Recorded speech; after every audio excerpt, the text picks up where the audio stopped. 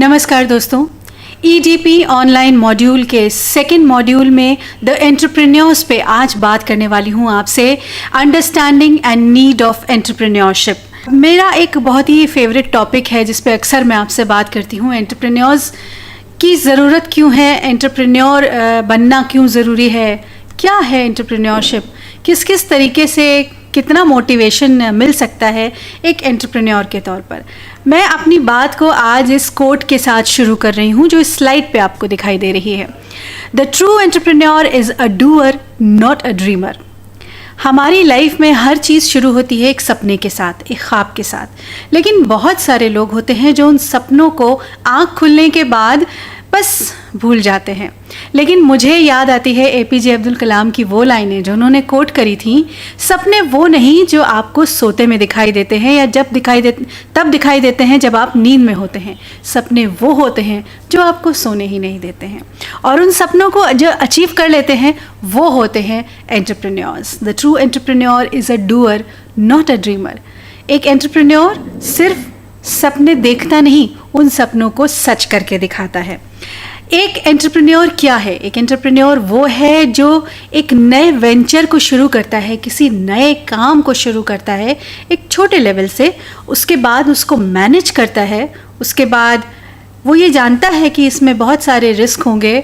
और पिछली स्लाइड्स में मैंने आपसे ये बात कही भी होगी कि मेरा बहुत फेवरेट टॉपिक है जब मैं रिस्क फैक्टर पे बात करती हूँ। जब एक एंटरप्रेन्योर अपने वेंचर के साथ सामने आता है तो उसको मालूम होता है कि कितना रिस्क है इसमें, लेकिन वो एक कैलकुलेटेड रिस्क के साथ काम करता है। वो बहुत होश में रह के उस रिस्क को कैलकुलेट करता है और फिर आगे बढ़ता है।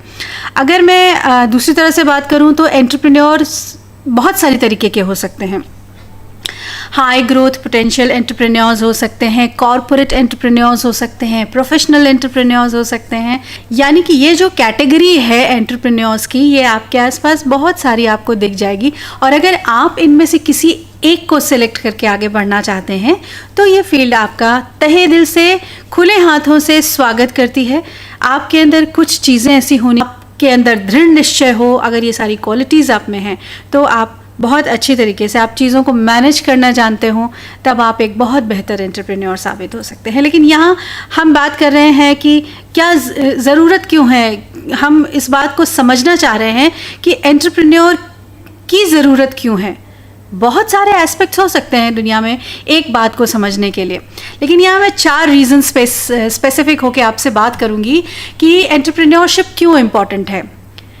ये आप देख रहे हैं स्लाइड में। पहली बात है एंटरप्रेन्योर्स क्रिएट न्यू बिजनेस, दूसरा है entrepreneurs add to national income, तीसरा है entrepreneurs also create social change, and चौथा है कम्युनिटी डेवलपमेंट। अब बारी है कि मैं एक एक करके इन चारों चीज़ों को डिटेल में आपसे डिस्कस करूं। तो सबसे पहली बात है एंटरप्रेन्योर्स क्रिएट न्यू बिजनेस। अच्छा, कोई एक नया आइडिया, एक तो बात है कि हमारा एक फैमिली बिजनेस है या कोई एक बिज़नेस है जिसको हमने ज्वाइन कर लिया है, या बहुत सारी पुरानी चीज़ें हैं, इनसे अलग हट के एक नई चीज़ को हमने क्रिएट किया है। हम एक एंटरप्रेन्योर हैं और हम कुछ नया शुरू करना चाहते हैं, कुछ नया एम्प्लॉयमेंट जनरेट करना चाहते हैं। हम जॉब सीकर नहीं, जॉब क्रिएटर बनना चाहते हैं। और ये हमारी जो इकॉनमी है हमारी देश की, इस पे बहुत अच्छा असर डालेगी, क्योंकि जो एंटरप्रेन्योर कर रहा है उससे हमारी इकॉनमी में सक्सेस भी मिल रही है, हेल्प भी मिल रही है। तो एक एंटरप्रेन्योर जो है वो नया बिजनेस क्रिएट करता है। इसका एक एग्जांपल ये है कि कुछ आईटी कंपनीज थी जिन्होंने मिलकर 1990s में एक बैकएंड प्रोग्रामर्स हब शुरू की। अब इस हब में बहुत सारे लोग जुड़े और ये इतनी पॉपुलर हो गई, बहुत जल्दी इसको इतनी लोकप्रिय हो गई कि बहुत सारे सेक्टर्स ने इसको ज्वाइन कर लिया, क्योंकि इसमें वो लोग थे जो आईटी से सेक्टर से रिलेटेड थे, बहुत टैलेंटेड, बहुत पढ़े लिखे लोग थे। इस हब में कितने सारे ऐसे छोटे छोटे सेक्टर्स शामिल होते चले गए कि जो अदर सेक्टर्स ने ज्वाइन किया उनको इससे बेनिफिट मिलने लगा। तो अगर एक या दो या तीन या चार लोग किसी वेंचर को शुरू करते हैं, एक अकेला भी कोई शुरू करता है, और अगर लोगों को लगता है कि ये रिज़ल्ट ओरिएंटेड है या हमको इससे सक्सेस मिल सकती है, तो डेफिनेटली वो उस चीज़ से जुड़ते जाते हैं और यहाँ पर वो सक्सेस भी मिलती है, आपकी जो देश की इकोनॉमी है उसमें भी तरक्की होती है। तो एंटरप्रेन्योर्स क्रिएट न्यू बिजनेस, कुछ नई चीज़ें क्रिएट हो जाती हैं, क्योंकि यहाँ पर बात क्रिएटिविटी की होती है, और जब क्रिएटिविटी की बात होती है, एंटरप्रेन्योर्स की एक बहुत बड़ी इम्पॉर्टेंट स्किल मानी जाती है कि दे शुड बी क्रिएटिव। दूसरा पॉइंट है entrepreneurs add to national income, definitely add to national income. जब नई चीज़ें क्रिएट हो रही हैं, नई चीज़ें सामने आ रही हैं, हमारे मार्केट्स जो हैं वो बढ़ रहे हैं। भाई एक तो ये है कि जो मार्केट्स आपकी ऑलरेडी हैं, हम एक सेट बिजनेस के साथ हैं जो एक सेट जगह पे जा रहे हैं, लेकिन अगर हम नई चीज़ को क्रिएट कर रहे हैं तो शायद वो नेशनल से निकल कर इंटरनेशनल मार्केट में भी जा रही है, या हम उसके लिए एक नई मार्केट खड़ी कर रहे हैं। जब हम अपनी नेशनल इनकम को इम्प्रूव करते हैं तो डेफिनेटली हम इंटरनेशनल सिनेरियो में कहीं बहुत आगे जाके खड़े हो जाते हैं। तीसरा पॉइंट है entrepreneurs also create social change.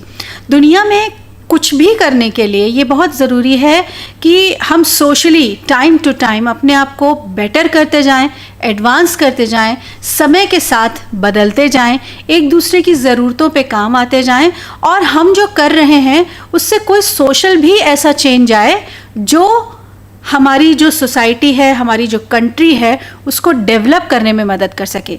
बहुत सारे फैक्टर्स ऐसे होते हैं दोस्तों, बहुत सारे सोशल, इकोनॉमिकल, ज्योग्राफिकल फैक्टर्स ऐसे होते हैं जहाँ पर हम चाहते हुए भी अपने लिए कुछ कर नहीं पाते। हम काम तो करना चाहते हैं, लेकिन कुछ सिचुएशंस और कंडीशंस हमारे सामने इस तरह की खड़ी हो जाती हैं आके कि हम अपना फोकस अपने काम पे नहीं रख पाते, उन सिचुएशंस पे या उन प्रॉब्लम्स पे हमारा फोकस ज़्यादा जाने लगता है। अब यहाँ पर मैं बात ये करूँगी कि जो एंटरप्रेन्योर्स हैं वो डायरेक्टली या इनडायरेक्टली कुछ ट्रेडिशंस को ब्रेक करते हैं, कुछ चीज़ों के साथ आगे आते हैं, प्रॉब्लम्स को समझते हैं, उनके सॉल्यूशंस निकालते हैं, ताकि वो चीज़ों को, रेवेन्यू को, एम्प्लॉयमेंट को, क्रिएटिविटी को जनरेट कर सकें। अब एग्जाम्पल के तौर पर ये बात आती है कि the water supply in a water scarce region will at times force people to stop working to collect water. अब एक जगह है जहाँ पर बहुत टैलेंटेड लोग हैं, लेकिन वो रीजन ऐसा है जहाँ पर पानी की सप्लाई बहुत कम है या मुश्किल है, बहुत मुश्किल से पानी आता है। लोग काम करना चाहते हैं, लेकिन उनका फोकस क्या है? वो फोकस काम पे नहीं रख पाते। उनका फोकस ये है कि पानी जब आएगा तो हमको पानी भरना है, कम पानी है तो पानी वाले काम जो है वो कम उसमें करने हैं। डेफिनेटली उनका जो ध्यान है वो पानी पे ज़्यादा है, अपने काम पे कम है। अब यहाँ पर ये उनके बिजनेस पे असर भी डालेगा, वो पूरा टाइम नहीं दे पाएंगे, पूरा डिवोशन नहीं दे पाएंगे, अपने काम में वो कंसंट्रेट नहीं कर पाएंगे, प्रोडक्टिविटी कम हो जाएगी, इनकम कम हो जाएगी, इनोवेशंस कम हो जाएंगे। लेकिन यहाँ पर अगर कोई बंदा आकर एक ऐसा कोई ऑटोमेटिक कोई पंप या ऐसा कुछ भी बना दे जो पानी की जो सप्लाई है उसको प्रॉपरली उनके घरों में भेज सके, तो क्या होगा? तो कमाल होगा। कमाल ये होगा कि लोगों का ध्यान इस समस्या से हटकर, क्योंकि वो निश्चिंत हो जाएंगे कि हाँ हमारे पास एक ऐसा वाटर पंप है जो पानी को प्रॉपरली हमारे घरों तक पहुंचाएगा, तो वो अपने काम पे फोकस कर पाएंगे। डेफिनेटली जब काम पे फोकस करेंगे तो फिर वो सक्सेस भी होंगे, इनकम भी अच्छी जनरेट होगी, इंस्पायर भी होंगे, सक्सेसफुल भी होंगे, और हर तरह से एक जो सर्कल बनता है जिसमें बहुत सारे फैक्टर्स होते हैं, वो सारे फैक्टर्स फिल होते जाएंगे, कंप्लीट होते जाएंगे। चौथे पॉइंट पे आती हूँ, ये है कम्युनिटी डेवलपमेंट। मैंने अभी कहा था कि हम जब किसी भी चीज़ को साथ लेके चलते हैं तो हम सोशली अपने आप को अलग नहीं रख सकते, क्योंकि man is a social animal.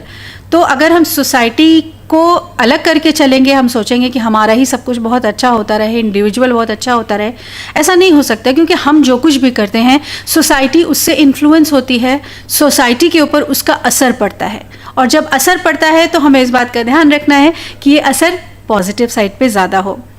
अब हमारे पास जो कुछ भी आता है, जो भी इनकम जनरेट होती है, हम को सोसाइटी के हित में कैसे इस्तेमाल कर सकते हैं। बहुत सारी चीज़ें हो सकती हैं। लाइक अगर एक एंटरप्रेन्योर है वो अपने जैसे कुछ लोगों को जोड़ सकता है, सोसाइटी में जो कमियां हैं, हम जो पैसे कमा रहे हैं उसका कुछ हिस्सा उस पर लगाकर उस सोसाइटी में बेटरमेंट कर सकते हैं। मैं बिल गेट्स की बात कर रही हूँ, जो एग्जाम्पल आपके सामने इस स्लाइड में शो हो रहा है कि Bill Gates have used their money to finance good causes from education to public health. आप एजुकेशन कितना बड़ा सेक्टर है, और एजुकेशन एक ऐसी चीज़ है जिस पे बहुत काम होना बाकी है। हेल्थ की बात करूं तो बहुत काम होना बाकी है।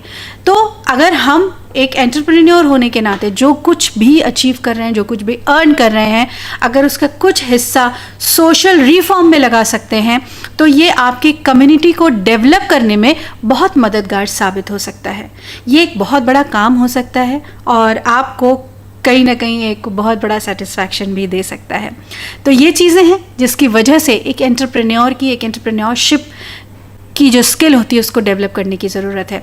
दोस्तों, बिज़नेस हमेशा से होता आ रहा है। मैं एंशिएंट टाइम से शुरुआत करूं, जब मानव का विकास होना शुरू हुआ तब से बिज़नेस कर रहे हैं हम। लेकिन बिज़नेस के एस्पेक्ट्स, बिज़नेस के चेहरे कितने बदले हैं, बिज़नेस के शेड्स कितने बदले हैं। आज उन बिज़नेस ट्रेडिशनल जो बिज़नेस हैं उनसे निकल कर हम एक ऐसी स्टेज पर आके खड़े हुए हैं जहाँ पर हम स्टार्टअप इंडिया की बात करते हैं, स्किल्ड इंडिया की बात करते हैं, एंटरप्रेन्योर्स की बात करते हैं। और ये एंटरप्रेन्योर अपने आप में कितना बड़ा रेवोल्यूशन लेके आ सकते हैं, ये हम तभी समझ सकते हैं जब हम इनको प्रॉपर स्टडी करें, या हम एंटरप्रेन्योर्स जो हमारे सामने हैं इस वक्त देश दुनिया में, हमारे देश में या दुनिया में जो भी काम कर रहे हैं, उनकी अगर वर्किंग देखें तो हमें समझ में आएगा ये कितना बड़ा रेवोल्यूशनरी चेंज है हमारी इकोनॉमी के लिए। अपनी बात को इस एक कोटेशन से ख़त्म करूंगी, क्योंकि कोटेशन से ही शुरू किया था। देखिएगा ध्यान से कि क्या लिखा है। You have to see failure as the beginning and the middle, but never entertain it as an end. Failures बहुत इंपॉर्टेंट हिस्सा होते हैं आपकी सक्सेस का। अगर आप लगातार सक्सेस होते जा रहे हैं, कोई हर्डल नहीं आ रही, कोई प्रॉब्लम नहीं आ रही, तो कहीं कुछ गड़बड़ है। अगर आपको कहीं कोई प्रॉब्लम आ रही है, आपके फेल्योर्स हैं, इसका मतलब आप सीखने की प्रोसेस पे हैं। और यही ये कोटेशन कहती है कि आपको फेल्योर देखना है अपने वेंचर की, अपनी बिजनेस की शुरुआत में, शायद उसके मिडिल में भी। लेकिन जब आप सक्सेस को पाने वाले हों, जब आपको लगता है कि आप अपने काम को एंड पे ले जाने वाले हो, तब फेल्योर की गुंजाइश नहीं होनी चाहिए। इन चीज़ों को ध्यान में रखिए। बहुत सारी बातें हैं बताने के लिए। किसी और सेशन में कुछ और बात लेकर आप तक आऊँगी। फिलहाल थैंक यू सो मच।